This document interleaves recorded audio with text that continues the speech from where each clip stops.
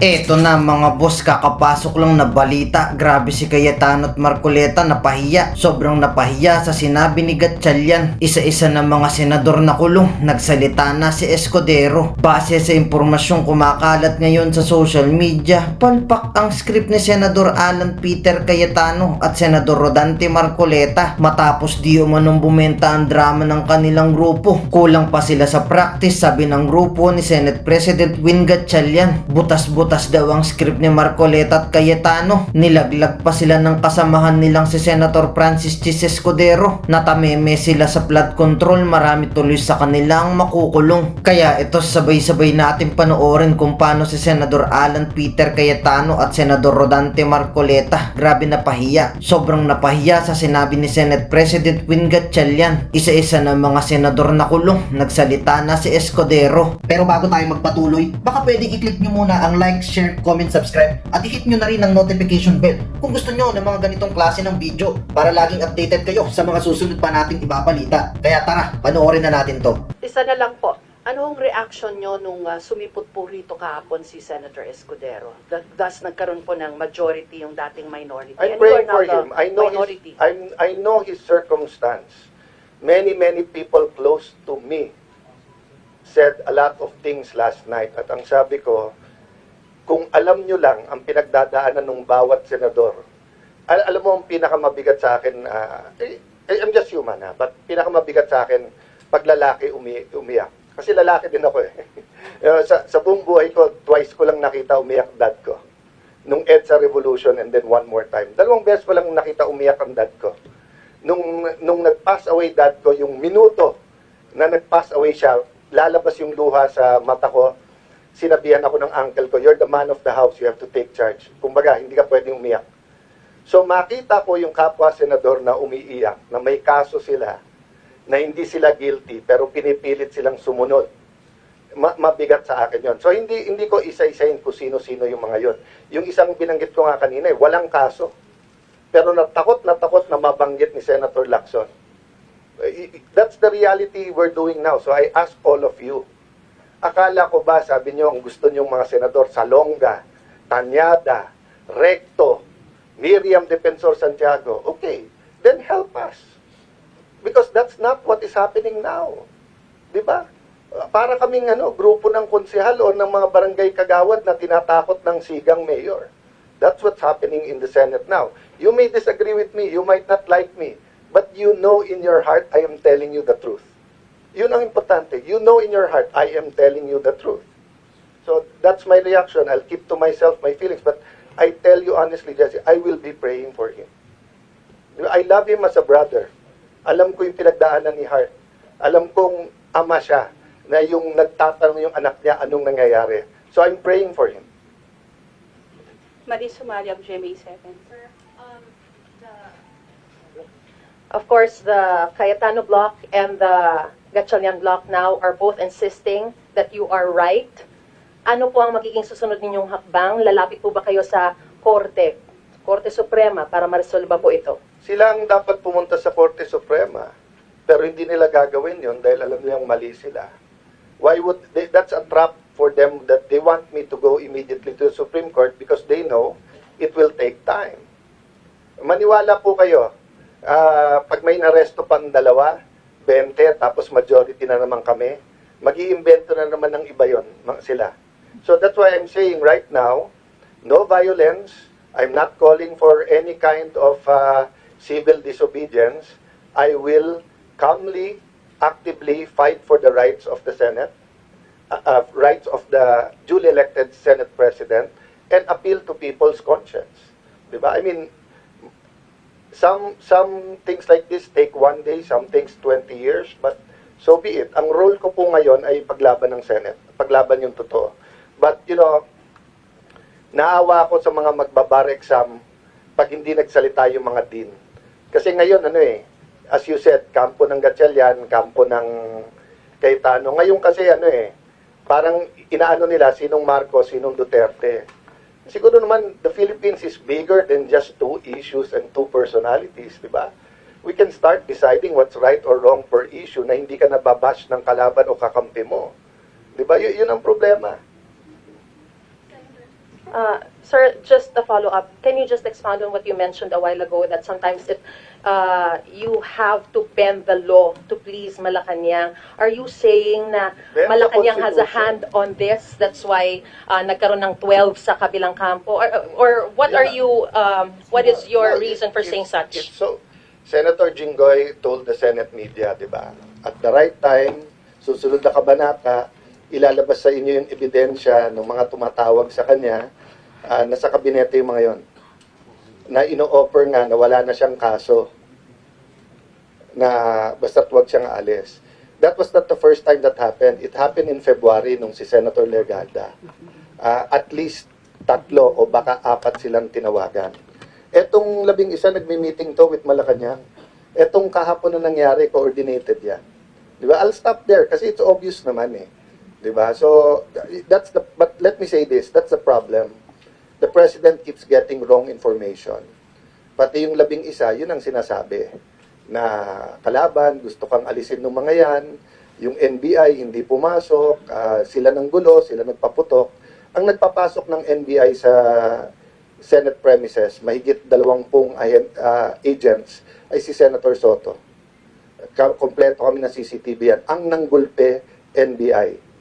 Tapos naka-full battle gear sila Wednesday piniligiran. Pero lahat yan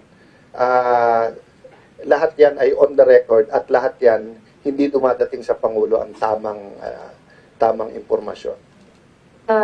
For Senator Marcoleta, sir, with all due respect, the media felt you made a sweeping accusation against the media na sabihin niyo po na bayaran ang mga media. Can you just clarify the statement and kung ano po yung ebidensya ninyo para sabihin na bayaran ng media? Pwede niyo bang i-play yung statement ko if I said that exact sentence? Baka hindi ganun ang pagkakasabi ko.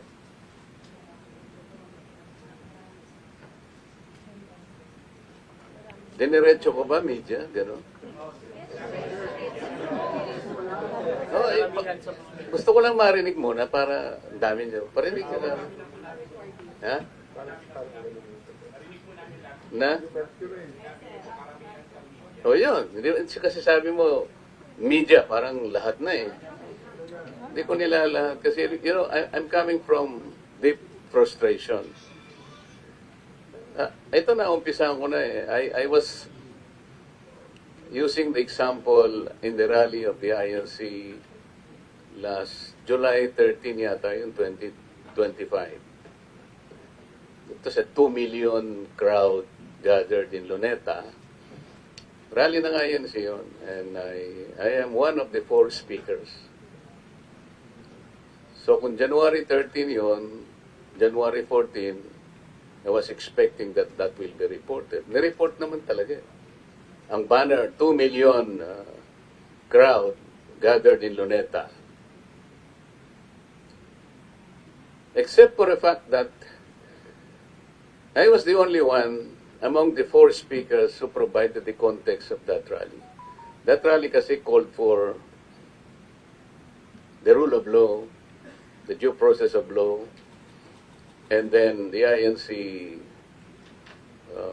the INC's position is for us to stop all these impeachment proceedings and let us face the problems of this country. They took the statement of the President, kasi sinabi ng President noon, walang ibubunga mabuti sa atin yung impeachment, napakarami nating problemang inaharap. The INC supported that statement, so sabi nila, tama yun. So, mag-rally tayo, support the President. And more than that, kailangan nating emphasize ang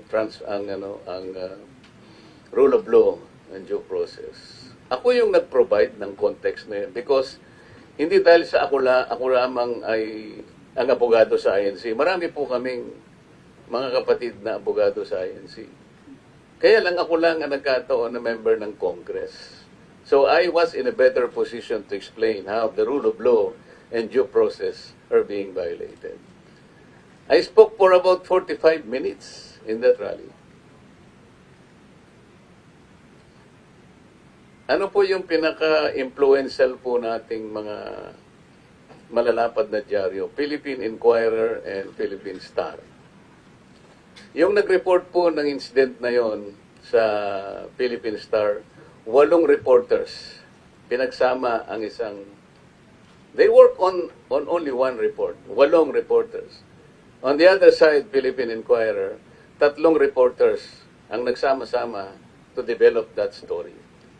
So 11 reporters saw it. 11 reporters heard it. Alam niyo, wala man akong pangalan doon. Kahit na yung acronym lang ng pangalan ko, alam mo, may naglagay. Narinig namin si RDM. Baka sakaling tanggapin ko na po yun. There were senators na nagpunta doon. They were not invited. Basta nagpunta lamang doon, nasama sa crowd, naispatan ng mga reporters. All their names, nandun po sa report, including their middle names. The Senate President at the time, si Chis Escudero, nagbigay lang ng isang maikling text. And he earned 3 paragraphs in that report. I'm airing my frustration. Bakit naman po ganun? 2 malalapad na dyaryo, if we are for the truth, kagaya ng sinasabi at pinagtatanggol ng Senate President. How come 11 reporters did not see me and did not hear me as though I did not exist on that day? I spoke for 45 minutes. What do you say? Meron po bang basis yung frustration ko? Hindi ko po nila lahat. Wala akong sinabing the entire media ay bayaran. Wala po akong sinabing ganun. Maybe I had some frustrations with PRs. Ang mga PRs kasi silang gumagawa niya. They spin all this. They control some narratives. Kung ang basihan po natin ay katuwiran at katotohanan, kagaya po nung hinanap naming pilit dito, yung katotohanan sa flood control. The media, the members of the media, is in a better and powerful position to help us. Kasi talagang nandyan kayo eh. Hindi po kayo, walang batas po na pipigil sa inyo. Kayo lang po ang industry na malaya na wala pong magkakartel ng rights nyo. That's why you are called Fourth Estate. Ganun po ang kapangyarihan ninyo. And kinikilala po ng gobyerno natin yan. Kami po kinikilala din namin yan. Kumisan nga, ayaw namin magbalat sibuyas kahit na kung anong pinagsasabi sa amin. Pero mga tao din kami na napuprostrate din eh. Kamukha nung nangyari itong kaghanapan natin kahapon. Sino pa po ang nag-ulat na yung kaso po ng Abilino versus Cuenco cannot even be applied? Sabi ko nga kanina, even bar flankers hindi nila tatanggapin because that was not applicable.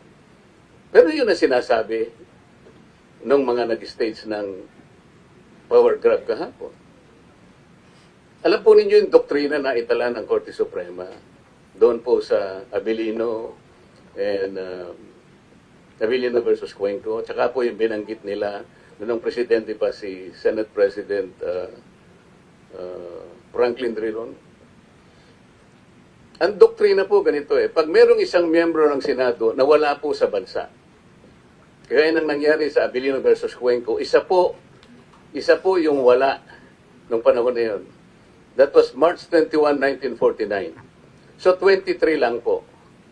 Nagkataon, meron pa pong isa na nasa ospital, kaya 22 lang po yung panahon na yon.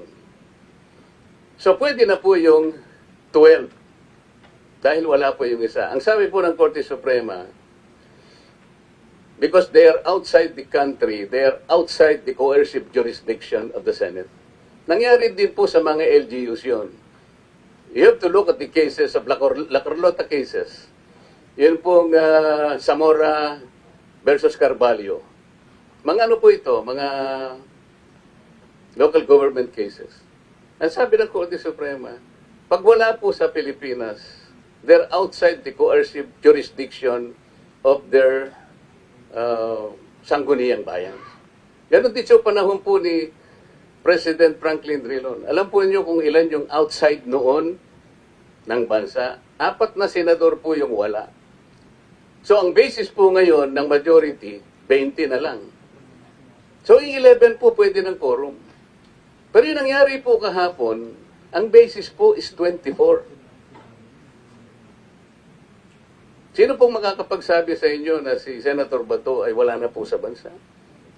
Gusto lang po nilang pilitin na tanggalin na po rito sa ating bansa at dalhin na po sa dihig. Yun po yung totoo.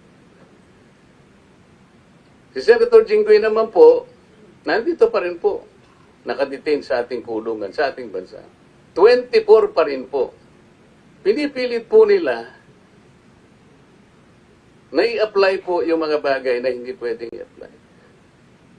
13 po ang ang majority. Lahat po ng ginawa nila kahapon, all motions, all actions that they did yesterday were illegal, unauthorized, unconstitutional to say the least.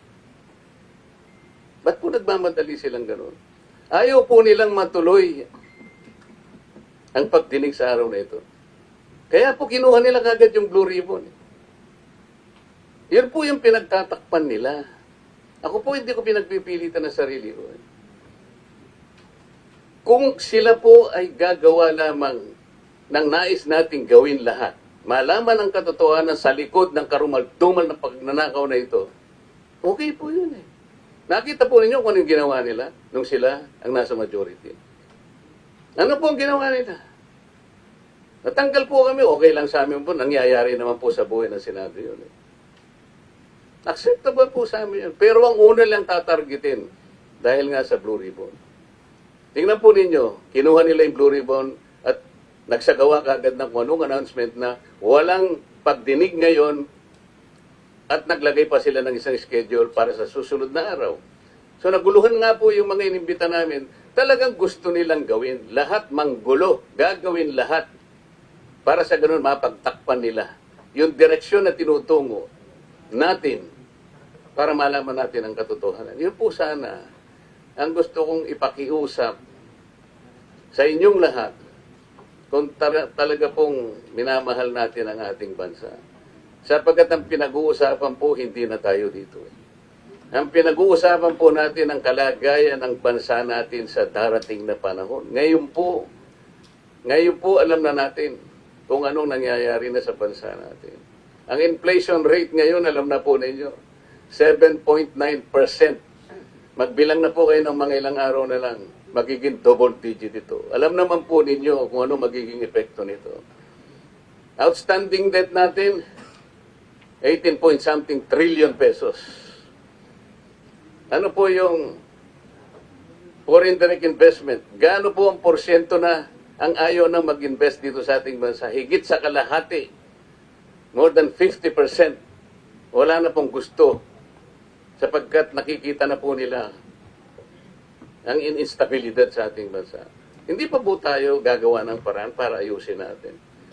May nagtanong po sa akin noon ano po ba ang dahilan bakit hindi pa po tayo, hindi po kayo magkaisa alang-alang sa ating bansa? Sabi ko po, ako ang ayaw makipagkaisa. Alam po ba ninyo ang unang susi para tayo magkaisa? Kaming lahat sa Senado ay magkaisa. Umpisahan po natin ang flood control. Pananagutan po naming lahat ito na ito'y maresolba sa lalong madaling panahon dahil ang taong bayan po'y naghihintay po ng kasagutan sa kanilang katanungan. Pera po nila ito. Bakit sila po matagal na panahon nagbulag-bulagan, nagbibingi-bingihan, parang mga pipi pa? 10 buwan ang nakaraan, meron po ba kayong nabalitaan na binuksan? Hindi po eh. Gumawa po pa silang napakaraming dahilan na huwag nang ituloy. Saan po kayo nakakita ng gano'n? Yun po sana yung gusto kong ipakiusap sa inyo. Yung katotohanan lamang po, without fear or favor. Saan kayo nakakita po ng isang partial report? Napaka-importanting report. Alam po ba ninyo kung nung kaya hindi kami makapirma-pirma ron? Akala po ba ninyo binigyan kami ng kopya ng partial report na yun? Hindi po. Binigay lang po sa amin ay isang link. Kami ang magpiprint. Pagkatapos babasahin namin, binigyan nila ng instruction daw yung mga staff namin. Hindi pa po kami ang kinausap mga staff. Kapag yung mga principal ninyo ay pumayag at okay sa kanila yung partial report, ibababa namin yung last page, yung signatory page, signature page, pipirma ang principal. Paano kung papalitan nila yung bang bahagi ng report na yun? Alam pa ba namin? About 400 pages, more. Kasi nakalagay lang po, watermark, nakalagay. Eh, paano kung palitan po yung mga pahina doon? Ilang importanteng mga bahagi doon. Ano ba po ang alam namin to? Tama po ba yung ginagawang ganun? Kaya po kami ayaw pumirma. Ewan ko po kung yung ba yung pumirma. Pero ako, sabi ko, unang-una hindi kumpleto. Paano ako pipirma sa isang report na hindi kumpleto? Pangalawa, wala man lang, kahit na po pasintabi lang na may pumirma kung kanino galing ito. Wala po eh. Link lang po eh. Link. Kami po ang kami magpiprint, makikita nyo may watermark. Pwede nilang i-deny yun. Hindi naman yan ang binigay namin sa iyo. Pero nakapirma na kami. Ibababa sa opisina namin yung signature page, doon kami pipirma. Sapagkat alam na namin, nabasa na namin. Paano kung papalitan nila yung ilang bahagi o yung buong kabuuan ng bahagi na yun? Maliban lang sa pagiging parcel. Bakit po ninyo ibibigay na kondisyon yun para magpatuloy ang pagdinig? Napakarami ko pong pangalang ibinigay sa kanya. Tawagin mo si ganito, tsaka si ganito para makompleto natin ito. Alam mo yung ginawa niya? Ako pa po ang binugbog niya. Kung ano-ano pinagsasabi sa akin. So pasensya na po kung ako'y nakapagsalita ng ganon. I did not mean it. Ito po ay dahil sa frustration ko sa nangyari at sa nangyayari pong nakikita ko. Ang gusto ko po, makatulong kayong lahat para yung katotohanan. Ang katotohanan lang po importante rito. Wala na pong iba. Kapag ang pag-uusapan po natin hindi na katotohanan, hindi na po ko sasali doon. Yun lang po masasabi ko. Maraming salamat po. Papangalawahan ko lang yung sinabi ni Sen na pasensya na kayo. Yung frustration, we're human. But if you notice a while ago, kaya nga sinabi ko dun sa mga Marines, Attorney Linggot, let's not talk general. Mag-name kayo. So for example, ilan sa mga lumalabas ay PR, hindi media. Pero may media personality din.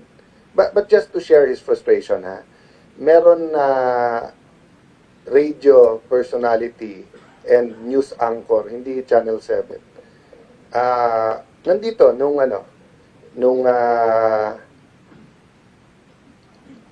nandyan yung mga pulis, ang sabi niya kay General Aberin, Sir, yung ordinaryong tao sa bahay niya, pag may warrant of arrest, di ba dire-diretso ka sa bahay, isa-serve mo?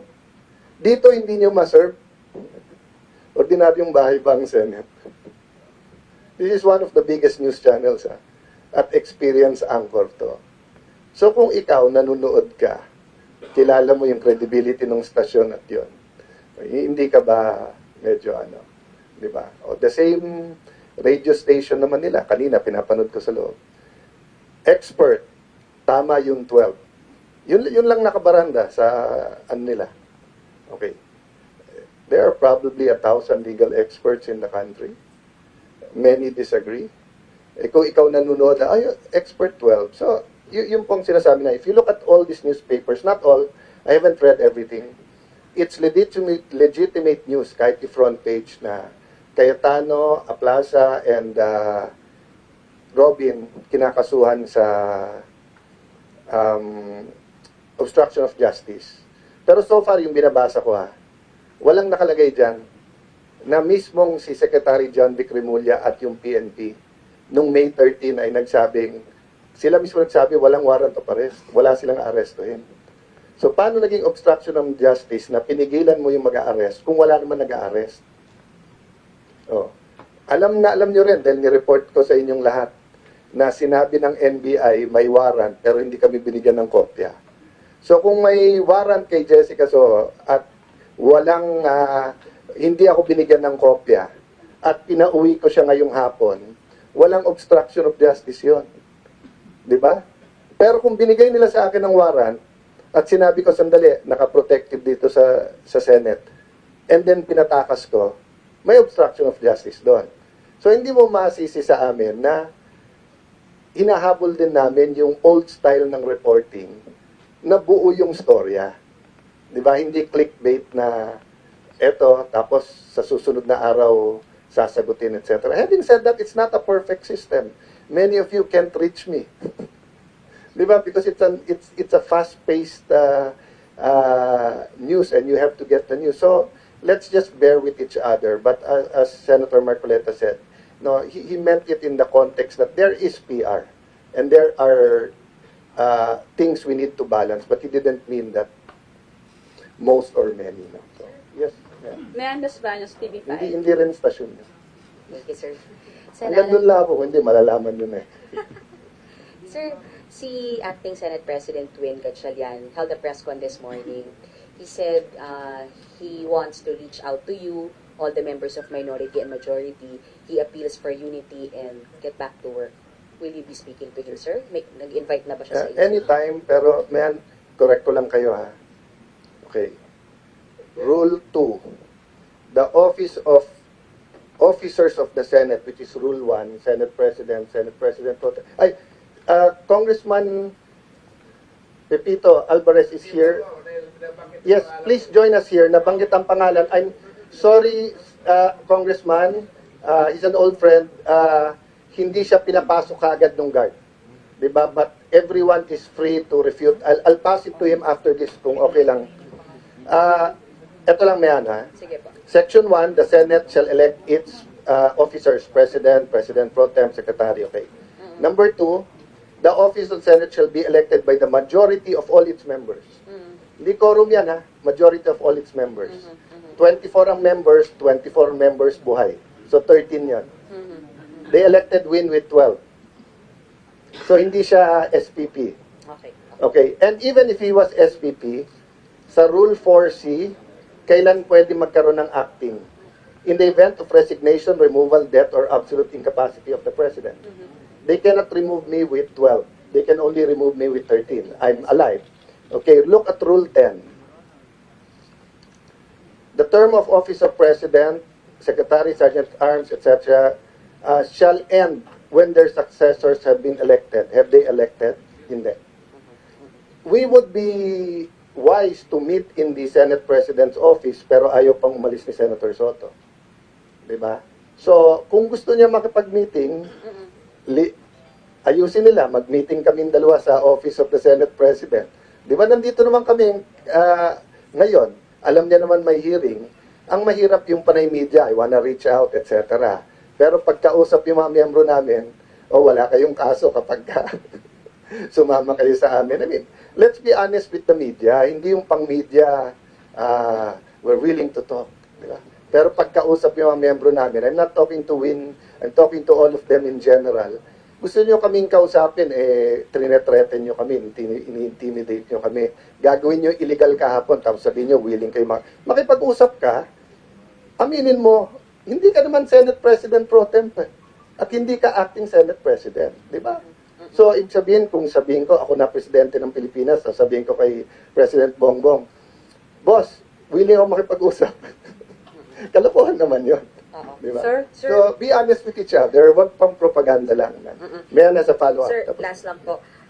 Sir, kasi dalawa po kayong nag-uutos ni Senator Gatchalian. Kagabi, sir, dalawang types of memo. Memo nyo, sir, na tuloy ang Blue Ribbon, dapat magtrabaho yung mga Senate employees. And then another memo came from Senator Win saying work from home. Sir, ano yung stability ng Senate pag ganitong dalawa po kayong nag-uutos?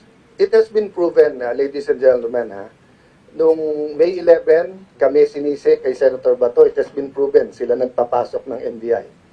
May 13, kami daw nagpaputok, it has been proven, naka-full battle gear yung NBI na sa labas.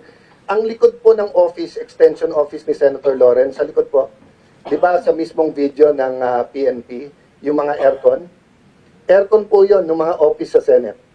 Yung CCTV na ginamit nila, hindi CCTV ng GSIS, CCTV po yon ng Senado. So, nasaan ang mga NBI? Senate. Pero hanggang ngayon, ang report ng Malacanang at ng PNP, wala sila sa Senate. Yung labas ng pinto na yon, pero labas ng opisina na yon, Senate pa rin po yon. Alam niyo yan, dito kayo sa Senate di ba? Okay. Yung sinasabi lang magtrabaho na lang kami, pero nung nag-take over sila, hindi sila nagtrabaho. So, ang point ko, Mayan, sinong susundin ng Senate? Una, sino ba nang gugulo? Kami o sila? Sino legitimately elected Senate President? Nasa harap niyo. So, dapat ako sundin. Pero hindi ko pressure yung mga empleyado. Hindi naman ako permanente sa position na to Di ba? First time ko maging Senate President. Sila, nagkampihan na sila. Senator Drilon, Senator Coco, parehong naging SP, Senator Migs, sumama sa Senator Cheese, sino pa naging SP sa kanila? Soto. So karamihan ng empleyado dito nanggaling sa kanila. Kaya ayaw ko daanin sa loyalty sa tao. Loyalty sa institusyon. So sila Senator Win ang nanggugulo dahil atat na sila ang maging majority at Senate President. So kung ayaw nyo ng gulo, huwag kayong manggulo. Lahat ng request nila sa staff, grinant ko. Lahat ng pinapirmahan nila sa akin, pinirmahan ko. Nakiusap, ilan araw sa opisina, okay. Isang linggo pa, okay. Gusto niya sa 6-4, sabi ko, kausapin mo si Senator Ping. Kasi siya naman may opisina doon. Okay, o dadating ang presidente ng Vietnam, pwede ko na ba gamitin? Pwede ko lang daw gamitin yung ceremonial, wag daw opisina niya. O. Sabi ko, ilan ang gusto niyo sa CA? Wala akong hindi in-okay. Ano sabi ni Senator Ping? SP Cayetano is a SP only for the 13, not for everyone. So, my point behind is, decide for yourself. I'm not talking to the media, I'm talking to people. Decide for yourself sino nagsasabi ng totoo. So I'm talking now to the Senate employees also. Is your loyalty to the institution or to certain personalities? Ano ang tamang batas? Kaya nagpapasalamat ako sa mga naiwan, pati yung sa lounge na nagluto ng pagkain para sa ating bisita. Kasi, and sana, hindi sila parusahan nila Senator Win at ng mga iba. But, you know, maybe if this reaches the Supreme Court, maybe 5 years from now, you will look back at this and you will see we were correct. Sabi ng Constitution, walang political dynasty. Pero may political dynasty sa Pilipinas. Ibig ba sabihin, sunugin na natin buong Pilipinas? So sunugin na natin ang Senado because hindi nila gusto kung sino majority, kung sino ang Senate President. Pag sila nag-walk out, okay lang. Tignan nyo yung post ni Bam Aquino. Pag nag-walk out, para sa bayan. Pag kami hindi dumating, ayaw magtrabaho. O ano sabi nila? Ayaw namin magtrabaho. Sabi nila, maiipit yung mga general sa CA.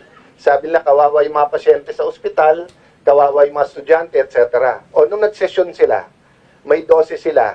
Sabi nila, may quorum. Anong ginawa nila? Nag-CA meeting ba sila?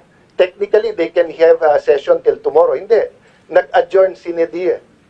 O, pinasaba nila yung, yung sa ospital, sa pasyente. Nasa agenda yon, pwede nila hindi nila pinasa.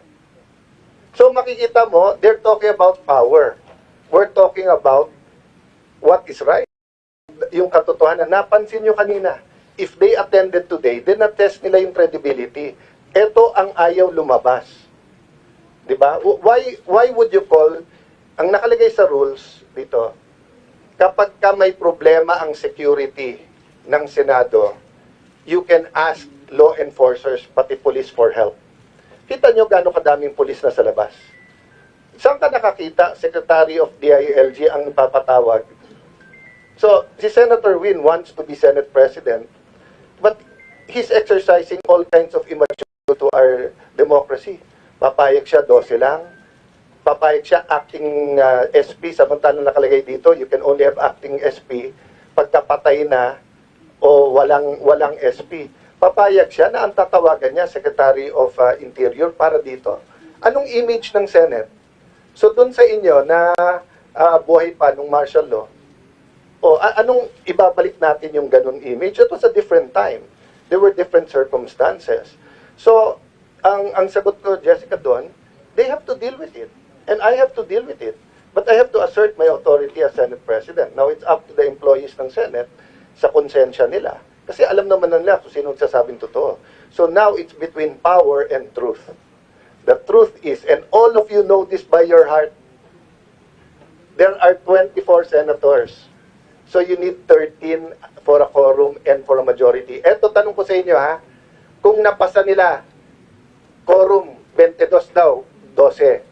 Ilan ang kailangan para ma-impeach ang isang official? 2/3, 16. Okay? So, mga aresto na naman ng So, ang 12 is 2/3 of 18. So, kung mga aresto sila ng 6 na senador, i-convict nila kung sino yung gusto nilang convict. Sasabihin nila, nakakulong yung 6 eh. So, ang quorum namin is based on 18. So, based on 18, 10 lang ang quorum. 12 is 2/3. Yan ang kasunod nito. O, anong kasunod? PI upon us.